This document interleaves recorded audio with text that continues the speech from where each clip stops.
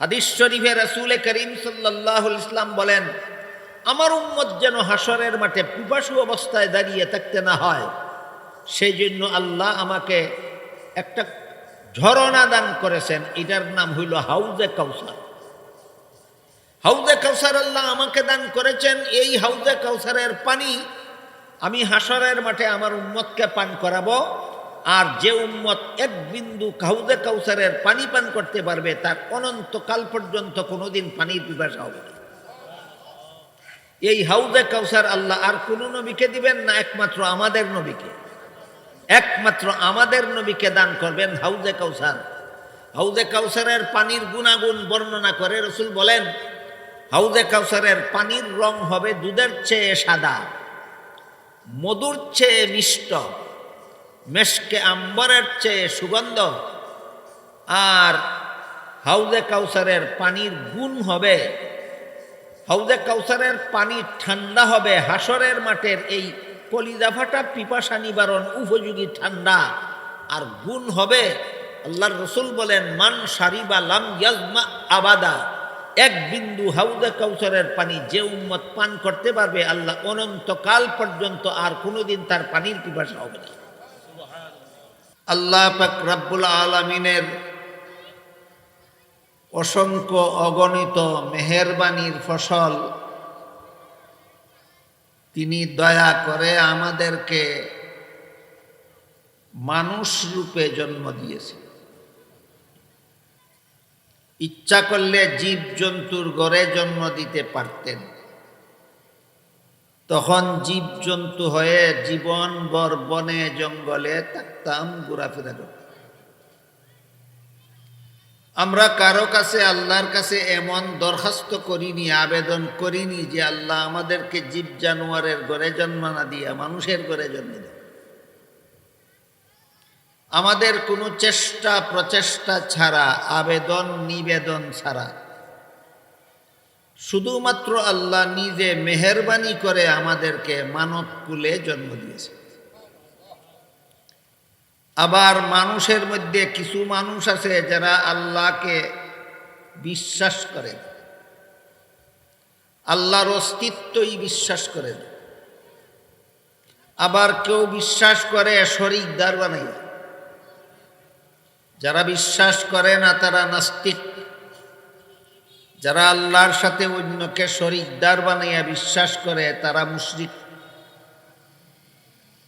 আল্লাহ আমাদেরকে কোনো নাস্তিকের ঘরে জন্ম না দিয়া, কোনো মুশরিকের ঘরে জন্ম না দিয়া, কোনো বেদিন কাফিরের ঘরে জন্ম না দিয়া মুমিন মুসলমানের ঘরে জন্ম দিয়েছেন। এটা মেহেরবানির উপর মেহেরবানি। প্রথম নম্বর মেহেরবানি, জীবজন্তুর ঘরে জন্ম না দিয়া মানুষের বংশে জন্ম দিয়েছেন। দ্বিতীয় মেহেরবানি,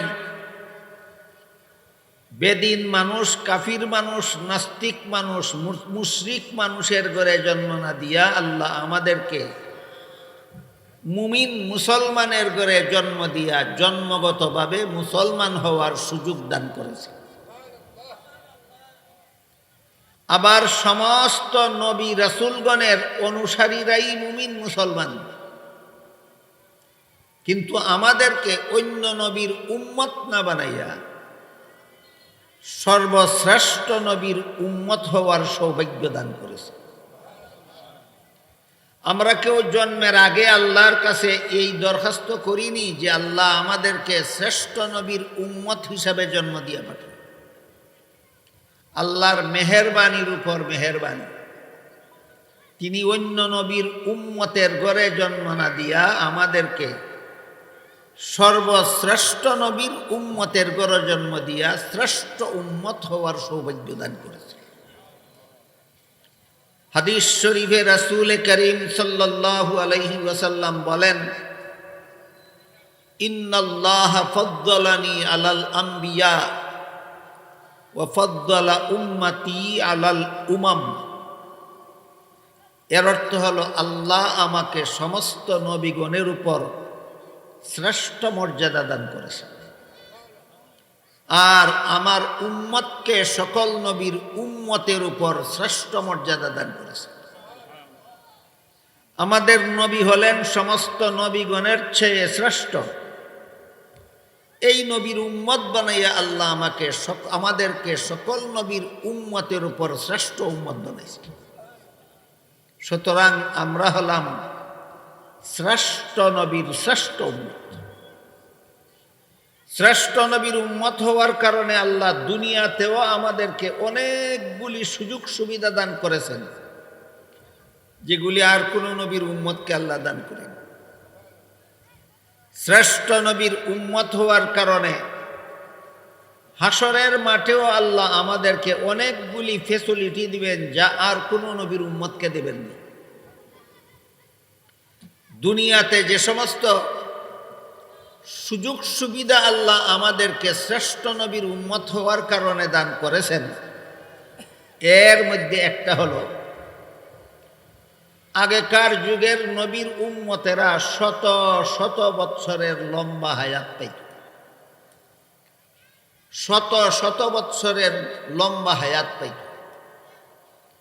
তারা শত শত বৎসর পর্যন্ত আল্লাহর ইবাদত বন্দেগী করে যে সওয়াব পাইত, আল্লাহ আমাদেরকে এই নবীর শরীয়তে, আমাদের নবীর শরীয়তে এমন কতগুলি বিশেষ বিশেষ দিন, বিশেষ বিশেষ রাত্রি দান করেছেন, যেসব রাতের এক রাতের ইবাদতের দ্বারাই আমরা আগের আমলের উম্মতের শত শত বৎসরের ইবাদতের চেয়ে বেশি সওয়াব লাভ করতে পারি। এই সমস্ত রাতের মধ্যে একটি রাত আছে শবে কদর, লাইলাতুল কদর। রমজান মাসের শেষ দশকের যে কোনো বেজুর তারিখের রাত্রিতে হতে পারে, 27 তারিখের রাতে হওয়ার সম্ভাবনা বেশি। আল্লাহ নিজেই কোরআনে বলেন, লাইলাতুল কদরি খায়রুম মিন আলফি শাহর। লাইলাতুল কদরের এক রাতের বন্দেগীর সওয়াব 83 বৎসর 4 মাস বন্দেগী করার চেয়েও বেশি। 83 বৎসর 4 মাস মানে প্রায় 100 বছরের কাছাকাছি। আপনি এক রমজানে লাইলাতুল কদরের ইবাদত করলেন, প্রায় 100 বছরের সমান সওয়াব পেলেন। আর এক রমজানে লাইলাতুল কদরের ইবাদত করলেন, আরো প্রায় 100 বছরের ইবাদতের সওয়াব পেলেন। এইভাবে কি আমাদের জীবনে 10টা 20টা 50টা লাইলাতুল কদর পাই না? তাইলে এই শুধুমাত্র লাইলাতুল কদরের ইবাদতগুলির দ্বারা আমরা 1000, 2000, 3000, 4000 বছর ইবাদত করার চেয়ে বেশি সওয়াব লাভ করতে পারি। এই সুযোগটা আল্লাহ আমাদেরকে দুনিয়াতে শুধুমাত্র মুহাম্মদুর রাসূলুল্লাহর উম্মত হওয়ার কারণে দান করেছে। দুনিয়াতে আমরা শুধু মুহাম্মদুর রাসূলুল্লাহর উম্মত হওয়ার কারণে যে সমস্ত সুযোগ সুবিধা দান করেছেন, এর মধ্যে একটা মাত্র সুযোগ সুবিধা হইল লাইলাতুল কদর।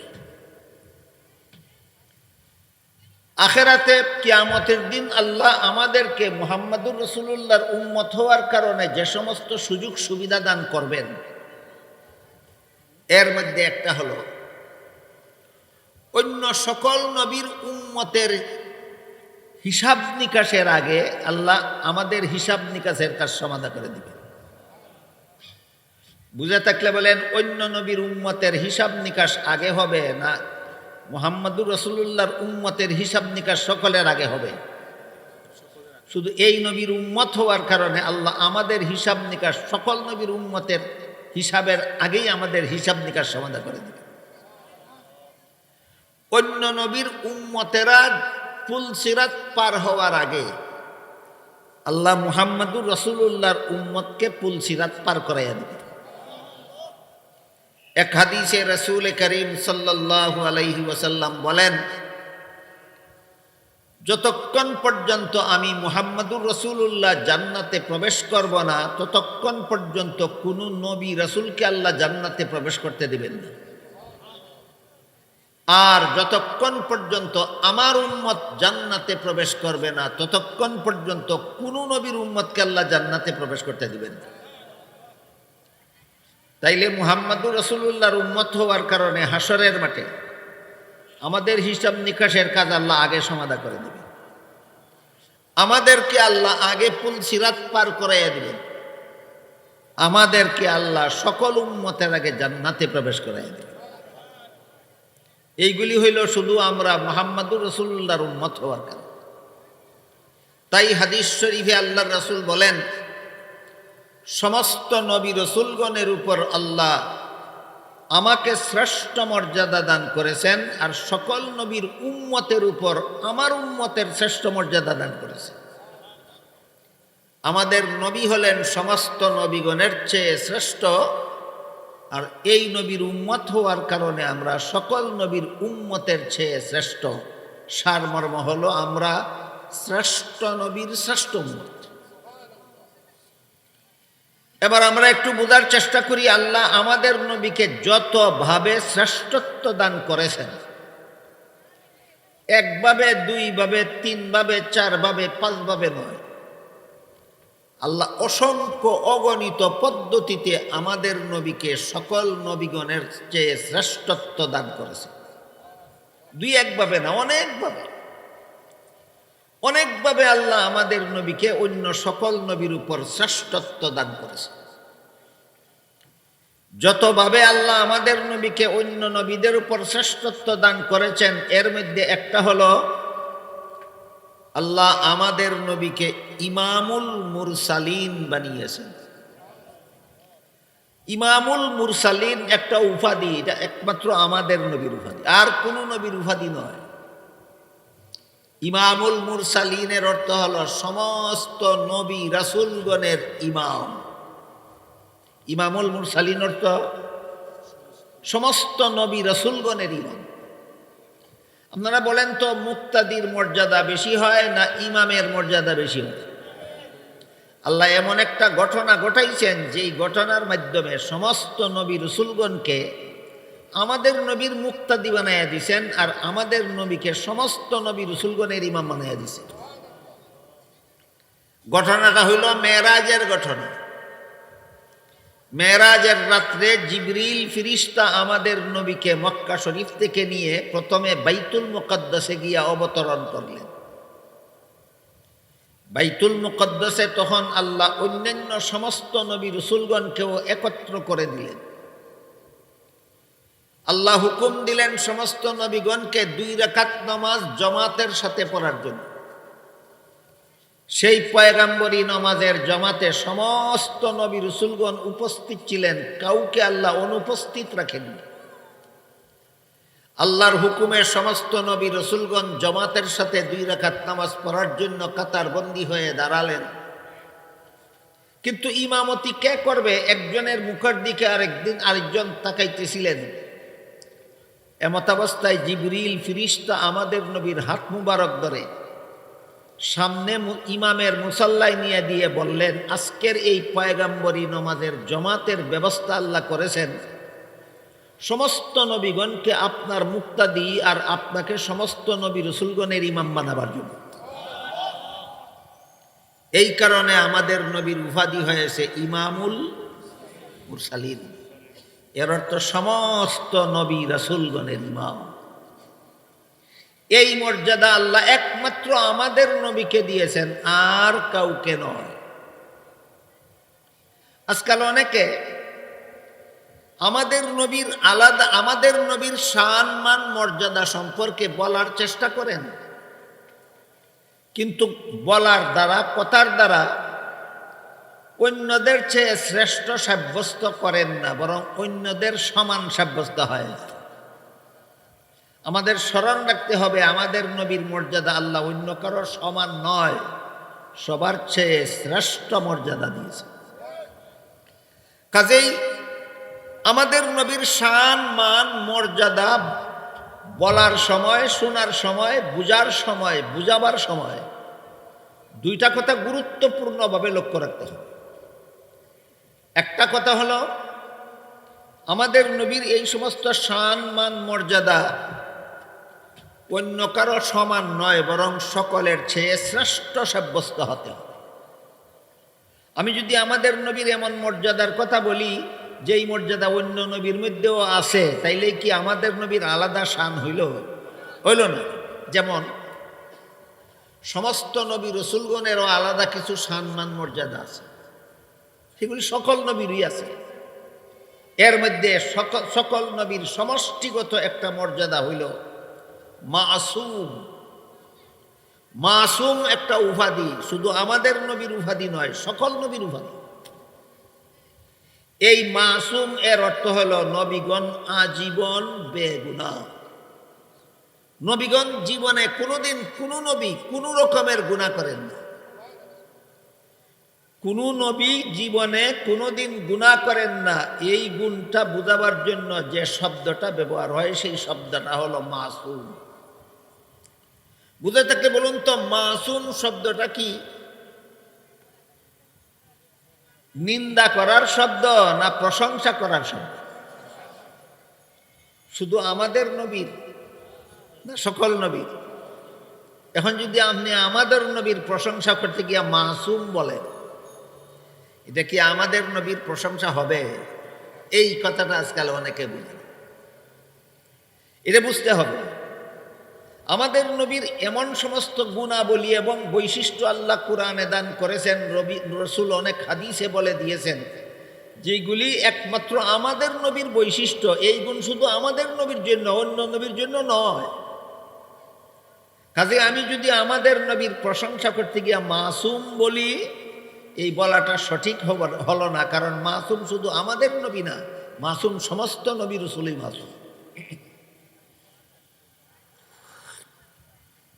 তাই আমাদের নবীর মর্যাদা বর্ণনা করতে গিয়ে জরুরি ভিত্তিতে দুইটা কথা লক্ষ্য রাখতে হবে। এক নম্বর, আমি যে মর্যাদার কথা বলতেছি এটা যেন অন্য সকল নবীর থেকে শ্রেষ্ঠ সাব্যস্ত হয়।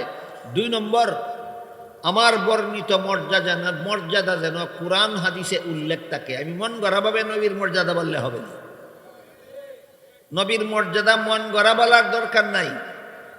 আমাদের নবীর মর্যাদা কারো মন গড়া যুক্তির মুখাপেক্ষী নয়। আমাদের নবীর শ্রেষ্ঠ মর্যাদার বিবরণের জন্য কুরআন হাদিস যথেষ্ট। আমাদের নবীর মর্যাদার জন্য আমার মন গড়া যুক্তির দরকার আছে না, কুরআন হাদিস যথেষ্ট? কুরআনে হাদিসে আমাদের নবীর যত মর্যাদার বিবরণ দেওয়া হয়েছে সবগুলি মর্যাদায় দেখা যায় এগুলি আমাদের নবীর আলাদা মর্যাদা, আলাদা মর্যাদা, আলাদা মর্যাদা। এই মর্যাদা আল্লাহ আর কাউকে দান করেনি। এর মধ্যে একটা হইল ইমামুল মুরসালিন।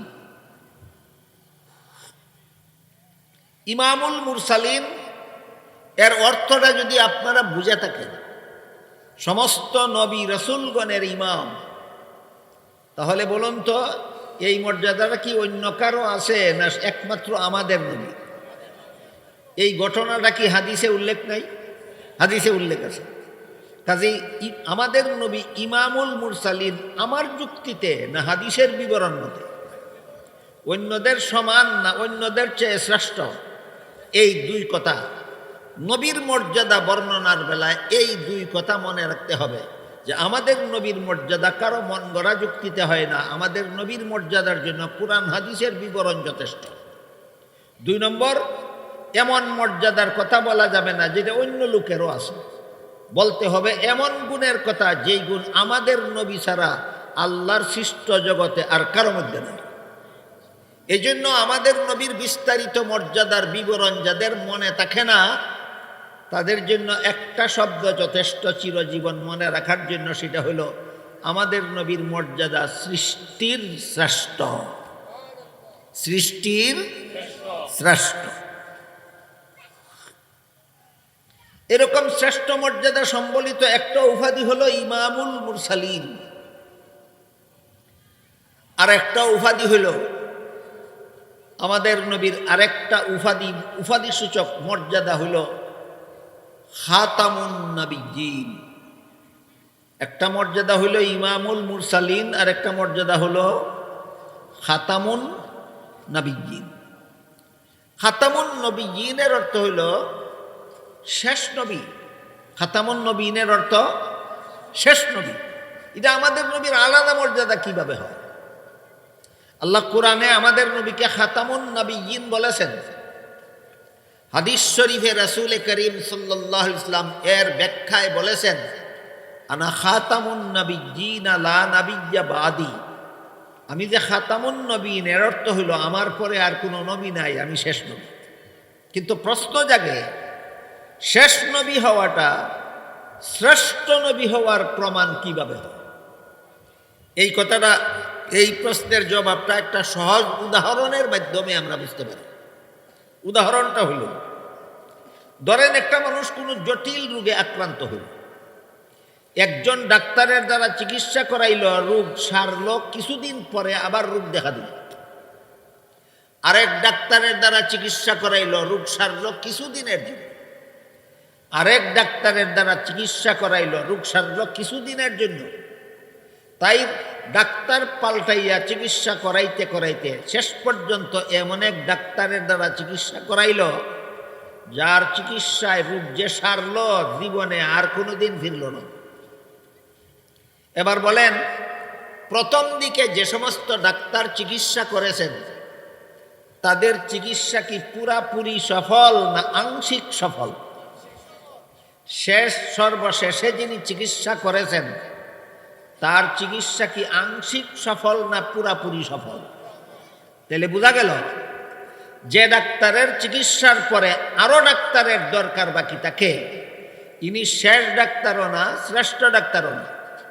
যে ডাক্তারের চিকিৎসার পরে আর কোনো ডাক্তারের দরকার বাকি থাকে না, তিনি শেষ ডাক্তারও শ্রেষ্ঠ ডাক্তার। ঠিক তেমনি ভাবে যে সমস্ত নবী দুনিয়াতে আসার পরে দুনিয়ার মানুষের হেদায়েতের জন্য আরো নবীর দরকার বাকি থাকে, তারা শেষ নবীও না, শ্রেষ্ঠ নবীও না।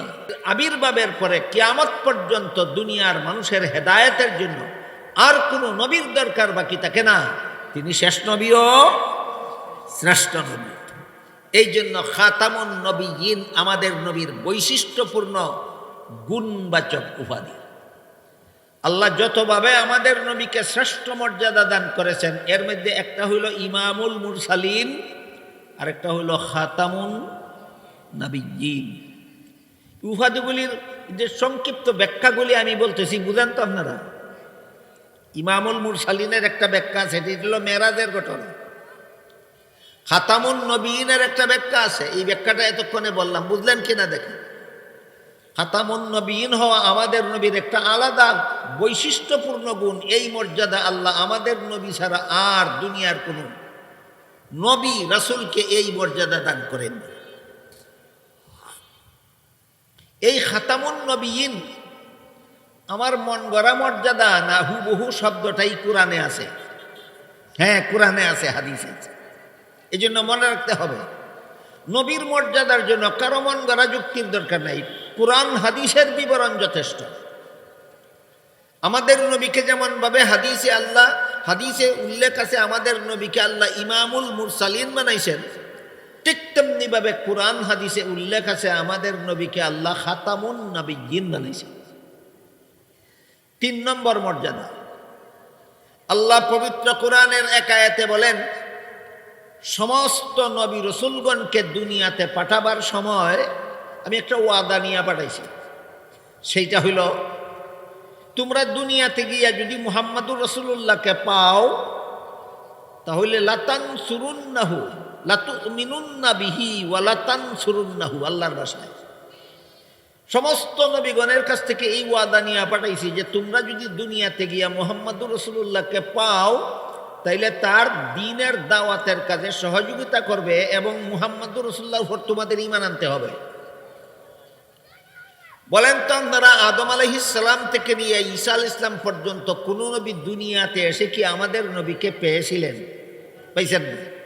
আল্লাহ বললেন যদি পাও তাহলে ঈমান আনতে হবে। পাইবেন না কি আল্লাহর জানা ছিল না? আল্লাহ তো জানেনই পাইবেন না, তাহলে যদি পাও এই কথাটা বললেন কেন? এর ব্যাখ্যায় মুফাসসিরিনে কেরাম উল্লেখ করেছেন, এর মাধ্যমে আল্লাহ সমস্ত নবীগণের উপর ফরজ করে দিয়েছেন মুহাম্মাদুর রাসূলুল্লাহর উপর ঈমান আনতে হবে। আর যার উপর ঈমান আনতে হয় তিনি হন নবী, আর যাদের ঈমান আনতে হয় তারা হয় উম্মত। এই পদ্ধতিতে আল্লাহ আমাদের নবীকে সমস্ত নবীগণের নবী বানাইয়া দিয়েছেন, আর সমস্ত নবীগণকে আল্লাহ আমাদের নবীর উম্মত বানাইয়া দিয়েছেন। সমস্ত নবীগণের নবী হওয়া আর সমস্ত নবীগণ একজনের উম্মত হওয়া, এই মর্যাদাটা আল্লাহ অন্যান্য নবীকে দিয়েছেন না একমাত্র আমাদের নবীকে দিয়েছেন? একমাত্র আমাদের নবীকে দিয়েছেন। এটাও আমাদের নবীর আলাদা মর্যাদা। এটা এর বিবরণ আল্লাহ পাক রব্বুল আলামিন কোরআনে প্রদান করেছেন। কত নম্বর গেল আলাদা মর্যাদার বিবরণ? 3 নম্বর। 4 নম্বর মর্যাদা সূচক শব্দটা হলো শাফিউল মুজনিবিন। এই শাফিউল মুজনিবিন কথার মর্ম হলো, হাসরের মাঠে যখন সারা দুনিয়ার সমস্ত মানুষ জীবিত হয়ে দাঁড়াবে, আমি আশা করি আপনারা জীবনভর যারা ওয়াজ মাহফিলে, তফসির মাহফিলে যান, শুনে থাকবেন আলেমদের মুখে, 50,000 বৎসর ঠাই জায়গায় দাঁড়িয়ে থাকতে হবে সবগুলি মানুষকে, হিসাব নিকাশ শুরুই হবে না। শুনেছেন আর কোনোদিন? কতদিন দাঁড়াতে, হিসাব শুরু হওয়ার আগেই কতদিন দাঁড়াতে হবে হাসরের? 50,000। আল্লাহ কোরআনে বলেছেন, ইয়াউমান কানা মিকদারুহু 50 আলফা সানা। কিয়ামতের দিন হাসরের মাঠে 50,000 বছর দাঁড়িয়ে থাকতে হবে, ভয়াবহ অবস্থায়, উলঙ্গ অবস্থায় দাঁড়িয়ে থাকতে হবে। উত্তপ্ত সূর্য থাকবে মাথার উপরে স্থাপিত, এই অবস্থায় দাঁড়িয়ে থাকতে হবে। আল্লাহর রসুল হাদিস শরীফে বলেছেন, 5 প্রশ্নের জবাব না দেওয়া পর্যন্ত নড়াচড়া করতে পারবে না।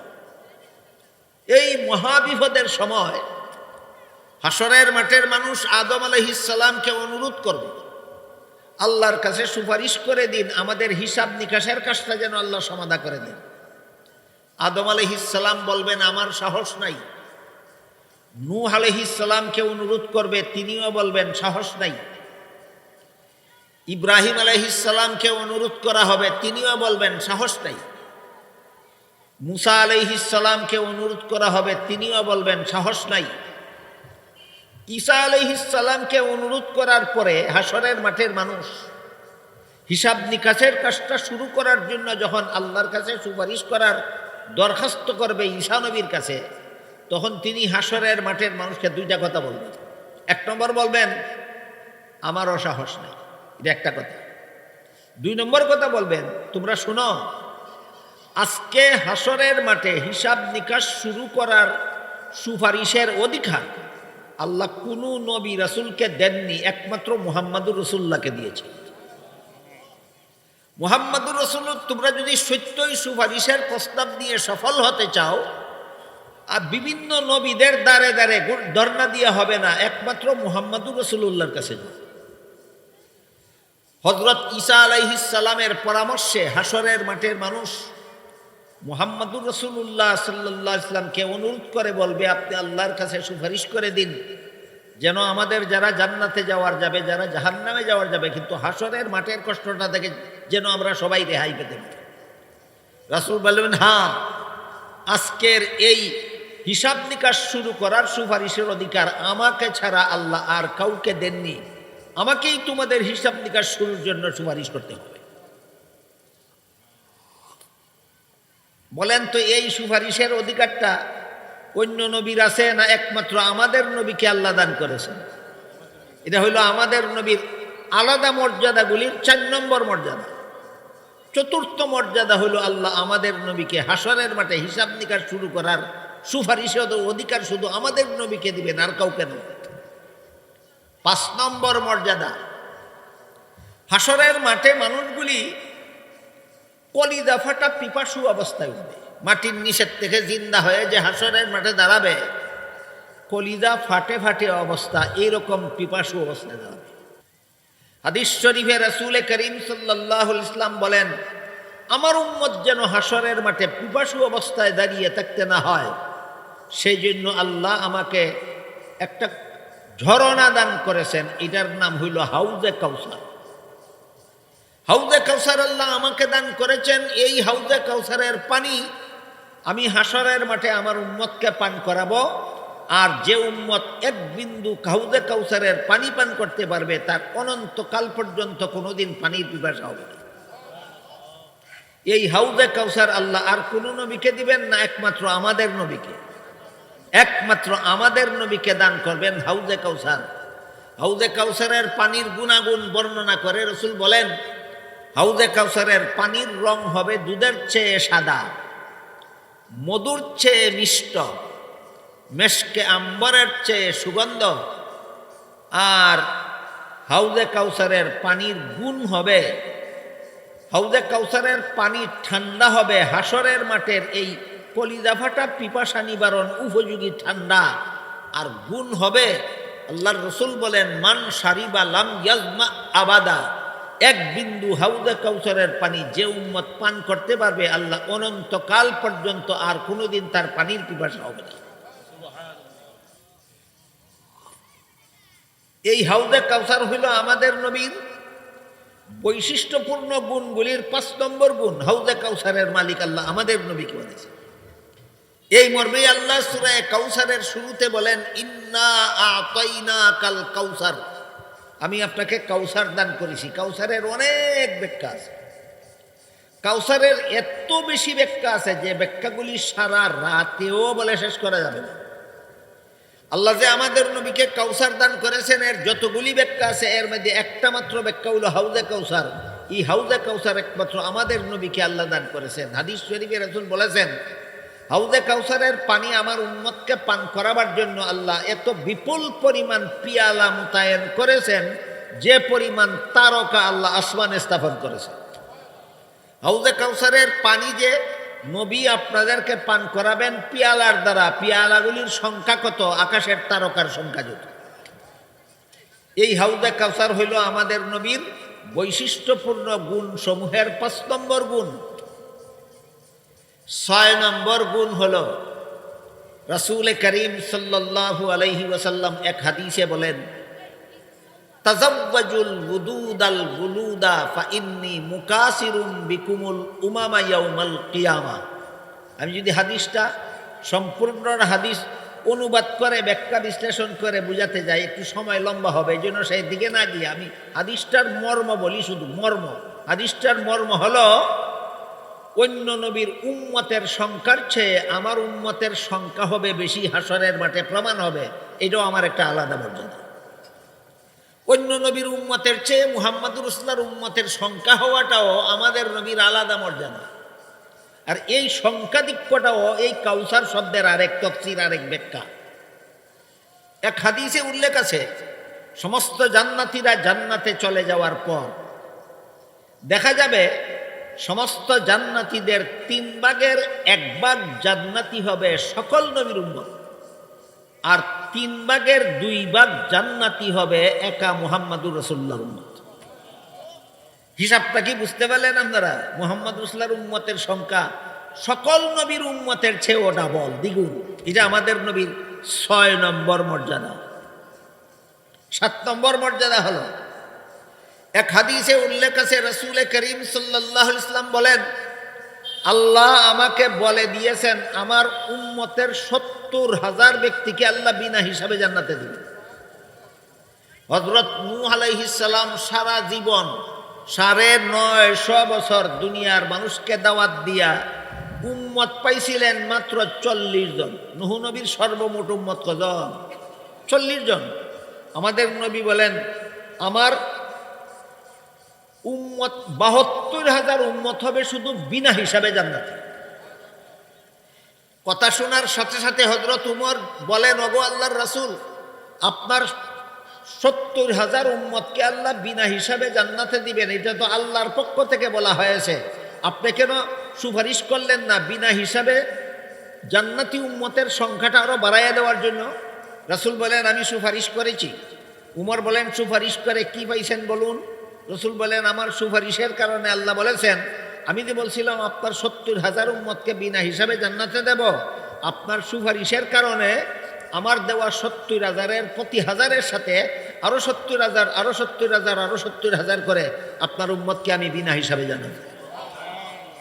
তাইলে আমাদের নবীর বিনা হিসাবে জান্নাতি উম্মতের সংখ্যা এবার কত দাঁড়াইল? 70,000 পূরণ 70,000 সমান 490 কোটি। আমাদের নবীর 490 কোটি উম্মতকে আল্লাহ শুধু বিনা হিসাবে জান্নাতে দিবেন। এখানে গুরুত্বপূর্ণভাবে আমাদের একটা কথা জানার মতো আছে, সেটা হইল 490 কোটি বিনা হিসাবে জান্নাতি উম্মতের মধ্যে আমাদের কারো নাম আছে কিনা তালিকা, এটা একটা জানার ব্যাপার, গুরুত্বপূর্ণ আছে। আপনার নামও থাকতে পারে। কিভাবে থাকবে?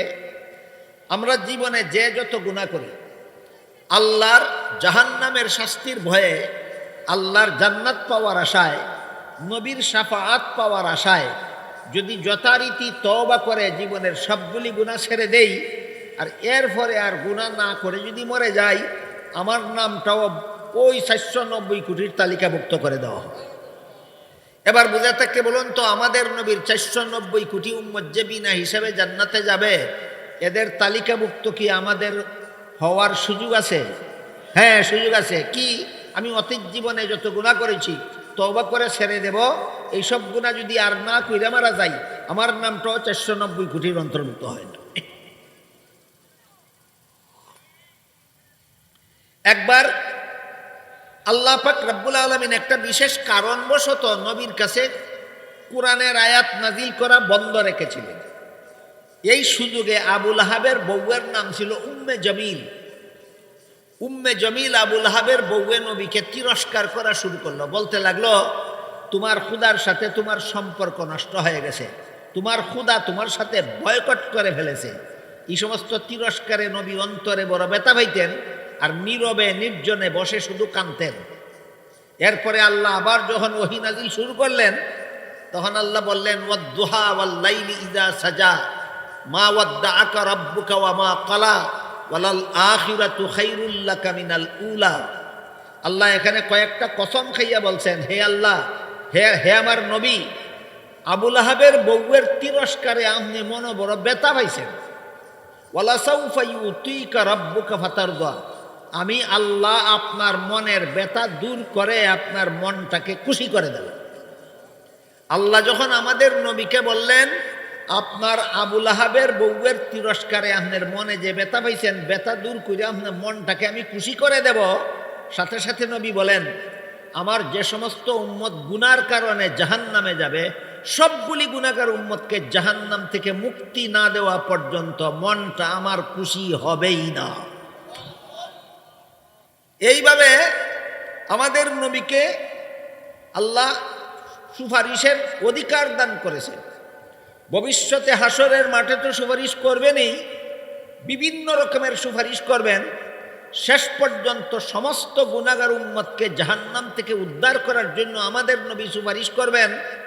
এগুলি আমরা জানি, শুনি, বিশ্বাস করি যে কিয়ামতের দিন নবী সুপারিশ করবেন। কিন্তু নবী যেই সুপারিশ অতীতে কইরা গেছেন, এটার কথা অনেকেই জানি না। সেটা হইল, আমাদের নবীর সুপারিশের কারণে আল্লাহ সিদ্ধান্ত দিয়া দিয়েছেন, আপনার 490 কোটি উম্মতকে আমি বিনা হিসাবে জান্নাতে দিয়ে দেব। এটা কি ভবিষ্যতে সুপারিশ করবেন না অতীতের সুপারিশ মঞ্জুর হইয়া গেছে?